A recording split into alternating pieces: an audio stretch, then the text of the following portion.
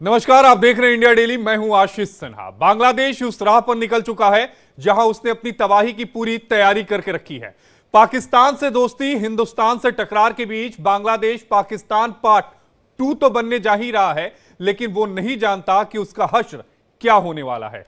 कहने को तो बांग्लादेश में मोहम्मद यूनुस का राज है, लेकिन यूनुस तो सिर्फ कठपुतली मात्र है।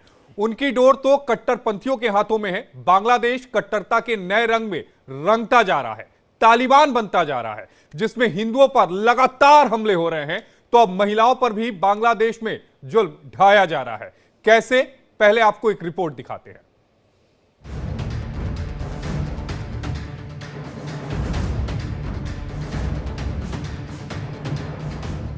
सत्ता बदली, निजाम बदला और अब ये वो बांग्लादेश नहीं रहा जो कभी शेख हसीना के दौर में हुआ करता था, क्योंकि अब इस बांग्लादेश में कट्टरपंथियों का राज है। मोहम्मद यूनुस इन कट्टरपंथियों के सामने पंगु हो चुके हैं, पूरी तरह से घुटने पर आ चुके हैं और अब वो दौर आ गया है कि बांग्लादेश कट्टरपंथी आग में झुलस रहा है। बांग्लादेश में यूनुस राज आने के बाद से हिंदुओं पर हमले तो लगातार जारी थे ही, लेकिन अब बांग्लादेश में महिलाओं के अधिकारों पर भी हमला हो रहा है। बांग्लादेश में पहले एक एक्ट्रेस का कार्यक्रम कट्टरपंथियों ने रद्द करा दिया, तो अब बांग्लादेश में महिलाओं का फुटबॉल खेलना इस्लाम विरोधी हो गया। कट्टरपंथियों ने महिला फुटबॉल मैच रद्द कर दिया। जयपुर हाट के तिलकपुर रेलवे स्टेशन के पास मदरसा छात्रों सहित सैकड़ों कट्टरपंथी लोग फुटबॉल मैदान पर पहुंचे। यहां इन कट्टरपंथियों ने जमकर तोड़फोड़ की, जिसके बाद मैच को रद्द करना पड़ा। बांग्लादेश अब तालिबान की राह पर निकल पड़ा है, लेकिन हैरान करने वाली बात यह है कि जो तालिबान अभी तक कट्टरपंथी देशों के लिए नजीर हुआ करता था, वहां महिलाओं को लेकर फिजा अब बदल रही है। अफगानिस्तान में साल 2021 में तालिबान का शासन वापस आया तो महिलाओं के किसी भी खेल में हिस्सा लेने पर प्रतिबंध लगा दिया था, लेकिन अब तालिबान में वक्त बदल रहा है। अफगानिस्तान की महिला टीम ने नवंबर 2021 में आखिर मैच खेला था। इसके बाद टीम भंग कर दी गई, लेकिन अब 3 साल बाद अफगानिस्तान महिला क्रिकेट टीम ने अपना पहला मैच खेला।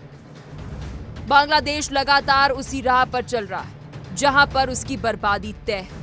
यूनुस सिर्फ वही कर रहे हैं जो कट्टरपंथी उनसे करा रहे हैं। बांग्लादेश का भविष्य फिलहाल अंधेरे में दिखाई देता है और इतना तय है कि अगर ऐसा ही चलता रहा तो तालिबान की जगह बांग्लादेश का नाम कट्टरता में सबसे ऊपर लिया जाएगा। Bureau report, India daily. Bangladesh में कट्टरपंथियों ने महिलाओं का जीना दुर्भर कर दिया है। हिंदू क्या, मुस्लिम क्या, क्योंकि मुस्लिम महिलाओं के फुटबॉल खेलने पर अब कट्टरपंथियों को आपत्ति होने लगी है। मैच रद्द करा रहे हैं, टूर्नामेंट रद्द करा रहे हैं और इसे इस्लाम विरोधी बता रहे हैं। और इसी पर बातचीत करने के लिए 2 खास मेहमानों का पैनल हमारे साथ जुड़ा हुआ है। हमारे साथ रिटायर्ड कर्नल शिवदान सिंह हैं, डिफेंस एक्सपर्ट हैं, और हमारे साथ इसके अलावा एक और सामाजिक कार्यकर्ता हैं, शबनम खान, वो हमारे साथ जुड़ेंगी। सबसे पहले मैं रिटायर्ड कर्नल शिवदान सिंह जी आपके पास आना चाहूंगा। बांग्लादेश जिस तरह से आगे बढ़ रहा है, चाहे हिंदुओं पर अत्याचार की बात हो, अब महिलाओं को लेकर एक नए नए फरमान जारी हो रहे हैं। पहले इसके ठीक अगर हम पिछले हफ्ते की बात करें तो एक अभिनेत्री जब एक रेस्टोरेंट का उद्घाटन करने जा रही थी तो कट्टरपंथियों ने उस प्रोग्राम को रद्द करा दिया। अब ये कहते हैं कि बांग्लादेश में अगर महिलाएं फुटबॉल खेलेंगी तो ये इस्लाम विरोधी हो जाएगा। देखिए, आज के युग में खासकर स्त्री पुरुष को जब तक समान नहीं समझा जाएगा तो वहां पर विकास नहीं होगा। इसके कारण जो भी जिन देशों में स्त्री पुरुष समान हैं वहां पर विकास हुआ है। इसके उदाहरण हैं, आप अमेरिका देखिए, विकसित देशों में है, जितने भी पश्चिम देश हैं सब विकसित हैं। और हमारा भारतवर्ष देखिए, हालांकि हम शुरू में गरीबी की लिस्ट में थे, उसका विकासशील देशों में नाम आया, अब हमारा नाम विकसित देशों में आ गया है। तो इसलिए क्योंकि हमारी जो पॉपुलेशन है उसका आधा भाग महिला है, जब तक महिलाओं को भी समान अधिकार नहीं मिलेंगे, यदि वो सबके साथ कंधे से कंधा मिला के नहीं कुछ करेंगे तो उससे देश का विकास पूरी तरह से नहीं होगा और संकीर्णता बढ़ती चली जाएगी, नैरो माइंडेडनेस बढ़ती चली जाएगी, जिससे कि जैसा कि हालात पाकिस्तान में हुए हैं ईरान में हुए हैं, और आज अफगानिस्तान भी कुछ हद तक अपने विकास के रास्ते पर आ रहा है। मगर जहां भी इस तरह की कट्टरपंथी सोच अपनाई गई है, वहां पर विकास रुक गया है। लेकिन कट्टरपंथी सोच के पीछे मकसद क्या होता है? महिलाओं का फुटबॉल ना खेलने देना, क्या महिलाओं को केवल चार दीवारी तक सीमित रहना ही कट्टरपंथियों की सोच होती है? और ये किस जमाने में लेके जाना चाहते हैं मुल्क को? कट्टरपंथियों को देश अपना कट्टरपंथ दिखा करके सत्ता पर कब्जा करना होता है, क्योंकि सीधे सीधे उनको कोई कब्जा नहीं करने देगा। इस तरह से अपने स्ट्रिक्ट रूल्स वगैरह सुना करके, अपनी शक्ति दिखा करके, अपना हिंसा का माहौल दिखा करके वो सत्ता पर कब्जा करते हैं, जैसा कि बांग्लादेश में हुआ है। और पाकिस्तान में भी 1947 से ही इस्लामिक कट्टरपंथ का कब्जा रहा है, जिसके कारण आज पाकिस्तान सब कुछ अच्छे रिसोर्सेज होते हुए वहां पर आज पाकिस्तान एक पिछड़े देश की श्रेणी में आने वाला है, जहां पर कि आम आदमी को खाना तक नसीब नहीं हो रहा है। जबकि एक समय पाकिस्तान के पास बंटवारे के समय सबसे बढ़िया जमीन दी गई थी, प्राकृतिक संसाधनों वाले जगह दी गई थी, मगर आज पाकिस्तान सब कुछ होते हुए भी बर्बादी के कगार पर चल रहा है। इसीलिए कट्टरपंथी सोच के कारण विकास नहीं हो सकता, और यही अब बांग्लादेश का हालत शुरू हो गई है, और ये भी बांग्लादेश भी उसी हालत में पहुंच जाएगा जिसमें पाकिस्तान है। बांग्लादेश जिस तरह से पाकिस्तान की मदद कर रहा है या फिर मदद ले रहा है, पाकिस्तान के आईएसआई के एजेंट जिस तरह से बांग्लादेश में जा रहे हैं, सीधी फ्लाइट पाकिस्तान के लिए बांग्लादेश से शुरू की जा रही है, बांग्लादेश के सरकारी कामकाज में या शासन में जिस तरह से पाकिस्तान की दखल सीधे तौर पर बढ़ रही है, उससे आप बांग्लादेश का भविष्य किस तरफ जाते हुए देख रहे हैं? देखिए, ये काफी लंबी प्लानिंग चली है। पाकिस्तान की आईएसआई ने ये पूरा प्लान करके बांग्लादेश में प्रवेश किया है, और उन्होंने इस्लामिक कट्टरपंथ का बहाना लिया है, क्योंकि इसी प्रकार से वो हमारे देश में जगह जगह आईएसआई जो थी, एक परोक्ष युद्ध के रूप में इस तरह के सांप्रदायिक दंगे कराना और इस तरह के शाहीन बाग जैसे धरने प्रदर्शन कराना, ये सब आईएसआई की प्लान ट्रिक्स है जो कि उन्होंने बांग्लादेश में चलाई है। और इसी के द्वारा उन्होंने लिखा कि एक मुस्लिम देश में इस्लामिक कट्टरपंथ फैला करके ही सत्ता पर कब्जा किया जा सकता है। पाकिस्तान में इसके कारण 1947 में इन्होंने कब्जा किया, अपने आजादी के फौरन बाद ये सेना के द्वारा उसमें आने लगे सत्ता में, और इसके कारण पाकिस्तान आतंकवाद का सप्लायर बन गया। अमेरिका के कहने पर पाकिस्तान ने अपने सारे मदरसों में आतंकवादी पैदा करने शुरू कर दिए और उनको अफगानिस्तान में भेजा रूसी सेनाओं के खिलाफ। वो रूसी सेना चली गई, मगर इस वक्त वो जो तैयार किए थे आतंकवादी, वो देश में बर्बादी कर रहे हैं। इसी प्रकार से बांग्लादेश में अब उन्होंने सत्ता तो ले ली है, मगर इस सत्ता को लेने वाले जो हैं बाद में अपना हक मांगेंगे, और इस तरह से पाकिस्तान में चारों तरफ कट्टरपंथ फैलेगा। अगर ये कट्टरपंथ फैलता है, चूंकि हम जानते हैं कि बांग्लादेश कपड़ों का बहुत बड़ा एक्सपोर्टर है और खासकर सबसे ज्यादा वो एक्सपोर्ट करता है तो यूएस कंट्री को करता है, आने वाले समय में इस कट्टरपंथ का व्यापार पर भी असर पड़ना तय है। बिल्कुल, आप सही कह रहे हैं। आज ऐसे कट्टरपंथी देशों से कोई भी विदेशी जो शासन है उनसे डीलिंग नहीं करना चाहता। आज पाकिस्तान में कोई फॉरेन इन्वेस्टमेंट नहीं आ रहा है, पाकिस्तान के गुड्स को भी लोग अवॉइड कर रहे हैं, क्योंकि कट्टरपंथ को सब ये समझते हैं कि ये विकास के लिए नहीं है। 90 के दशक में जब पूरी दुनिया में विकास चल रहा था, उस वक्त पाकिस्तान ने उस विकास की जो आंधी चल रही थी 90 के दशक में, उसका कोई फायदा नहीं उठाया।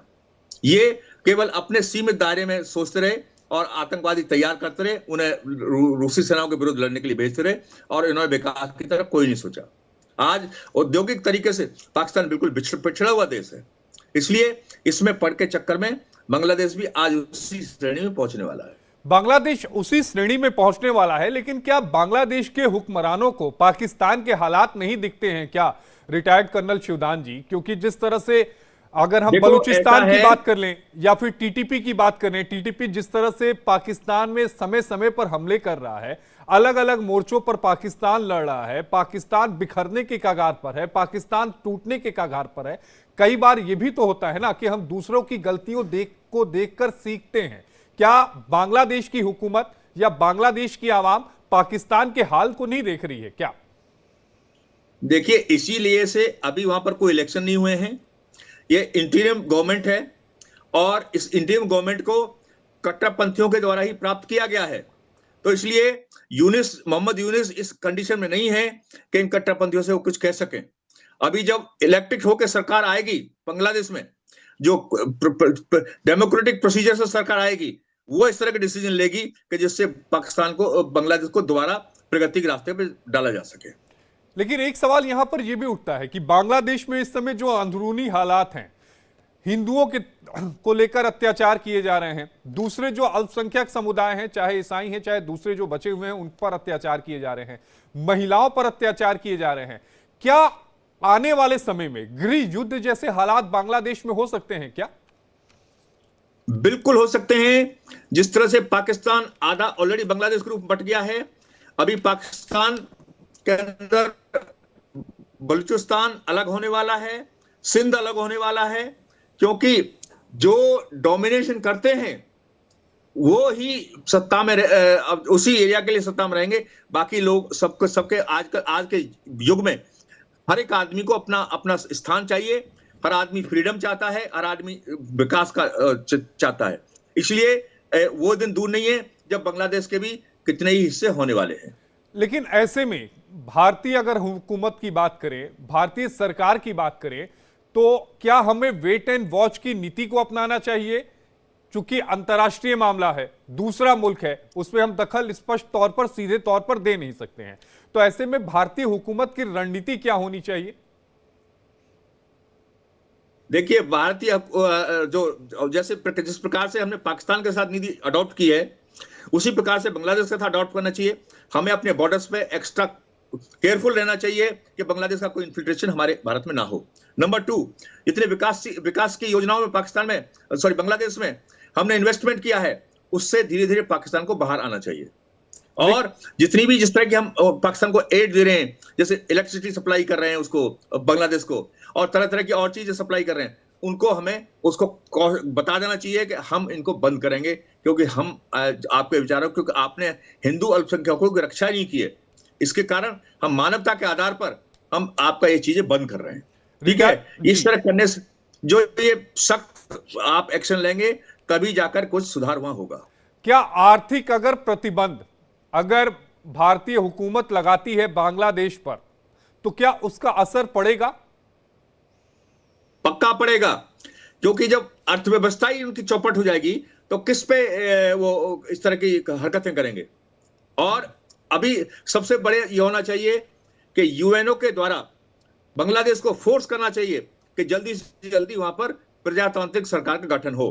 प्रॉपर इलेक्शन के द्वारा वहां पर प्रजातांत्रिक सरकार आएगी और वो इस देश के विकास के बारे में, देश के अच्छाई के बारे में वही सोचेगी। लेकिन आप यूएन का जिक्र कर रहे हैं, आपने पिछले कुछ महीनों में जो हिंदुओं पर अत्याचार हुआ, मैंने तो कोई यूएन की रिपोर्ट देखी नहीं या यूएन की तरफ से कोई स्टेटमेंट देखा नहीं। तो सरकार गठन करने को लेकर, हालांकि वहां पर जो पार्टियां हैं वो ये कह रही हैं कि अगस्त के महीने में चुनाव करा लिए जाएं, यूएन की तरफ से आपको लगता है क्या कि भविष्य में कोई दखल दिया जाएगा? देखिए, ऐसा है, यूएन का उद्देश्य प्रजातांत्रिक व्यवस्था को बढ़ावा देना है। इसलिए यूनाइटेड नेशंस में इसको उठाना चाहिए, जिससे कि वो बांग्लादेश को बताएं कि आप जल्दी जल्दी प्रजातांत्रिक व्यवस्था को गठन करें। अभी अगस्त के बोल रहे हैं, हो सकता है इसके बाद इसको भी आगे बढ़ा दें। तो इसलिए यूनाइटेड नेशन प्रेशर करेगी, तो उसके जो अंतरराष्ट्रीय जो एजेंसीज हैं जिनके द्वारा यूनाइटेड नेशंस और देशों को मदद करती है, वो भी सख्त रुख अपनाएंगी। जिस प्रकार पाकिस्तान को आईएमएफ ने ग्रे लिस्ट में डाला है, इसी प्रकार की यदि चेतावनी बांग्लादेश को मिलेगी तो जरूर इलेक्शन करवाएंगे और प्रजातांत्रिक व्यवस्था को लागू करेंगे। लेकिन ये बताइएगा कि यूएन में मामला लेकर जाएगा कौन? क्या बांग्लादेश की पार्टी या फिर भारत जा सकता है? भारत को जाना चाहिए, क्योंकि भारत को जाना चाहिए कि हमारे हिंदू अल्पसंख्यकों को वहां पर उनको प्रताड़ित किया जा रहा है, उनके साथ तरह तरह की जाति की जा रही है। इसलिए भारत को मानवता की रक्षा के लिए वहां जाना चाहिए। यूएन तो चाहे तो सो मोटो भी तो ले सकता है, स्वतः संज्ञान ले सकता है इस पूरे मामले में। देखिए, जब यूएनओ का गठन हुआ था तो उसका उद्देश्य यही था कि सुमोटो वो ऐसी चीजों का कॉग्निजेंस लें, ऐसी चीजों का वो लें नोटिस और उस पर एक्शन लें।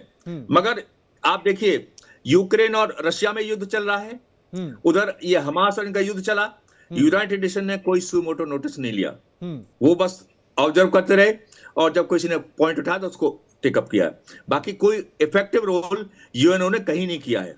यूएनओ एक तरह से एक साइलेंट स्पेक्टेटर बन गया है, मगर उसको एक्टिवेट करना चाहिए और उसके बारे में उसको ये बात बतानी चाहिए कि इस तरह का जो हो रहा है मानवता का हनन, उसको आप उसको बीच में आए। और बेसिकली यूनाइटेड नेशन का गठन जो हुआ है वो मानवता की रक्षा के लिए हुआ है और प्रजातांत्रिक व्यवस्था को बढ़ावा देने के लिए हुआ है। यदि इनके दोनों को कहीं पे हनन हो रहा है तो यूएनओ को उसमें आना चाहिए। लेकिन आप नहीं देख रहे हैं शिवदान सिंह जी कि हनन तो लगातार हो रहा है, खुलेआम हो रहा है, तस्वीरें भी आ रहे हैं, वीडियो भी आ रही है, लेकिन उसके बावजूद कोई दखल नहीं। तो यही तो मैं कह रहा हूं कि यदि उनको उठाएंगे और इस टॉपिक को उठाएंगे तो वो उसको नोटिस लेना पड़ेगा, नोटिस लेना पड़ेगा। लेकिन एक बार जरा कट्टरपंथियों की सोच की बात कर ले कि आखिर महिलाओं को लेकर इतना ज्यादा कट्टरपंथ क्यों है। हमने अफगानिस्तान में देखा कि वहां बच्चियों को स्कूल जाने से महरूम कर दिया गया। शुरुआत में लड़कियों के साथ हुई जो कॉलेज में जाती थी, बाद में धीरे धीरे ये बच्चियों तक आ गया कि आप उनको शिक्षा से महरूम कर देते हैं, आप उनको उन जरूरतों से महरूम कर देते हैं जिनको आज की तारीख में जो बहुत ज्यादा जरूरत है। लेकिन ये सोच क्यों आती है, क्यों महिलाओं पर ही जुल्म क्यों? देखिए, इस्लाम के जो नियम कानून हैं उनके द्वारा ये सोच आ रही है। इसमें मैं कुछ नहीं कह सकता क्योंकि ये इस्लामिक व्यवस्था है जिसको लागू कर रहे हैं और इसके नुकसान भी हैं, फायदे भी हैं, सब चीजें हैं, तो वो अपने हिसाब से देखें। मगर आज के जमाने में इस व्यवस्था से विकास नहीं होता है, इस व्यवस्था से विकास नहीं होता है। लेकिन मोहम्मद यूनुस को आप कैसे देखते हैं? क्या मोहम्मद यूनुस केवल कठपुतली बन के रह गए हैं क्या? केवल कठपुतली है क्योंकि उसका कोई भी स्टैंडिंग नहीं थी बांग्लादेश में। इन कट्टरपंथियों ने जब बांग्लादेश में इस तरह सत्ता परिवर्तन कराया तो उनको एक ऐसा कठपुतली चाहिए था जो उनके नाम के लिए शासन में आए और बाकी सारा काम ये कट्टरपंथी करें। इसलिए ये केवल नाम मात्र के लिए हैं, इनके पास कोई इफेक्टिव कंट्रोल नहीं है, ये सब सारा कंट्रोल कट्टरपंथियों के पास है। लेकिन शांति का पुरस्कार इन्हें मिला, नोबेल का पुरस्कार मिला। देखिए अंतरराष्ट्रीय स्तर पर ये चीजें पाई जा सकती हैं कि शांति का पुरस्कार उन्होंने ले लिया, मगर अपने देश में जो सत्ता चाहिए उन्होंने, इस सत्ता के लिए वो इस तरह का हरकत नहीं करेंगे, सत्ता के लिए इस तरह का हरकत नहीं करेंगे। कुछ समय पहले आपको ध्यान में होगा एक खबर यह भी आई थी कि बांग्लादेश की जो आर्मी है वो 3 हिस्सों में बंटती हुई नजर आ रही है। पहला हिस्सा जो शेख हसीना के समर्थन में है, दूसरा हिस्सा वो जो इस समय मौजूदा जो पार्टी है उनके समर्थन में है, और तीसरा कट्टरपंथियों के समर्थन में है। 3 अलग अलग हिस्सों में वहां की सेना भी बंटती हुई नजर आ रही है।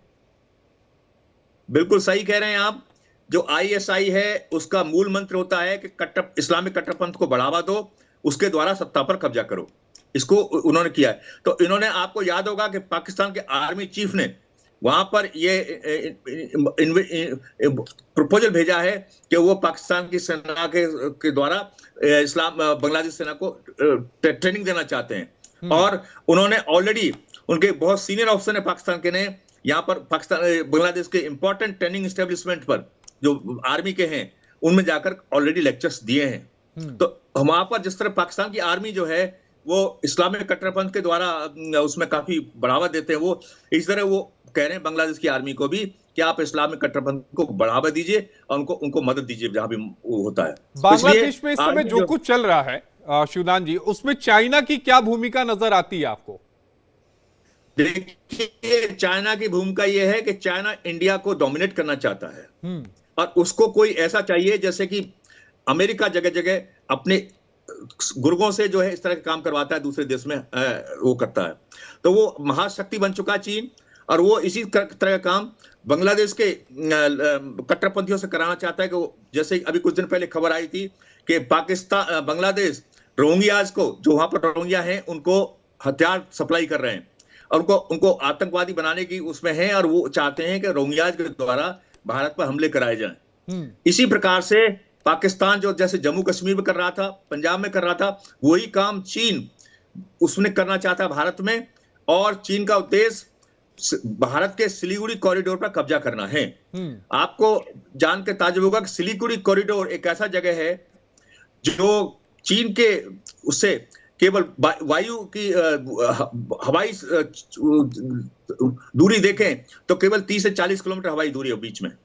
वो एक आर्टिलरी गन भी फायर करेंगे तो सिलीगुड़ी कॉरिडोर में गिर सकता है। तो सिलीगुड़ी कॉरिडोर एक ऐसा नैरो कॉरिडोर है जिससे पूरे देश के उत्तर पूर्वी राज्यों के लिए सड़क मार्ग जाता है। यदि उस कॉरिडोर पर कोई कब्जा कर लेगा तो इससे पूरे उत्तर पूर्वी राज्य जो हैं भारत के मेन लैंड से कट ऑफ हो जाएंगे। तो पाकिस्तान का उद्देश्य केवल यही है, चीन का, कि वो सिलीगुड़ी कॉरिडोर पर कब्जा कर ले और उसके भारत के उत्तर पूर्वी राज्यों पर अपना कब्जा करे। या यूं कहा जाए कि चाइना जो है वो पाकिस्तान के जरिए बांग्लादेश पे अप्रत्यक्ष तौर पर हुकूमत करना चाहता है या अप्रत्यक्ष तौर पर अपनी उंगलियों पर नचाना चाहता है।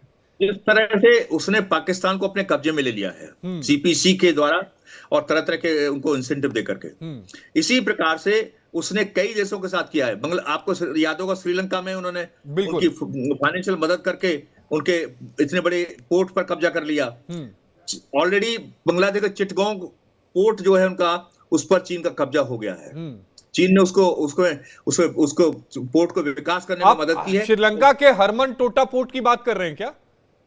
यस, उसका तो हो ही गया है, मगर बांग्लादेश में भी एक चिटगांव पोर्ट है। हाँ, चिटगांव पोर्ट को बनाने में चीन ने मदद की है।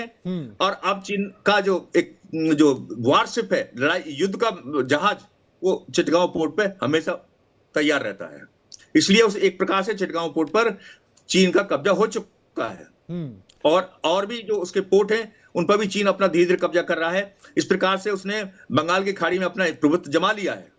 और इसी तरह से वो जो जमीनी सीमाएं हैं उन पर भी इनके द्वारा कब्जा करके और भारत पर हमले कराना चाहता है। चाहे आप ग्वादर एयरपोर्ट की बात कर लीजिए, वहां से भी वो अरब सागर को कंट्रोल करना चाहता है। तो चाइना की जो बिल्कुल यही है। ये जो सिलीगुड़ी कॉरिडोर को कब्जे में करके वो चाहता है कि जिस प्रकार से गवादर पोर्ट के लिए उसने एक सड़क बना ली है, उसी तरह से सिलीगुड़ी कॉरिडोर को भी कब्जे में करके वो एक ऐसा सड़क मार्ग स्थापित कर ले जिसके द्वारा उसका व्यापार विश्व में और भी। एक आखिरी सवाल मैं आपसे लूंगा कर्नल शिवदान सिंह जी, भारत और बांग्लादेश के बीच एक लंबी सीमा है, उस सीमा की सुरक्षा मुझे लगता है कि इस समय सबसे अहम मुद्दा है, क्योंकि हम ये देख रहे हैं कि नॉर्थ ईस्ट के जो कुछ राज्य हैं वहां से लोग अंदर की तरफ जो बांग्लादेशी हैं वो घुसकर आ रहे हैं। देखिए, ऐसा है, जो हमारी बीएसएफ उस सीमा की चौकसी करती है जी, कटीले तार वहां लगे हुए हैं।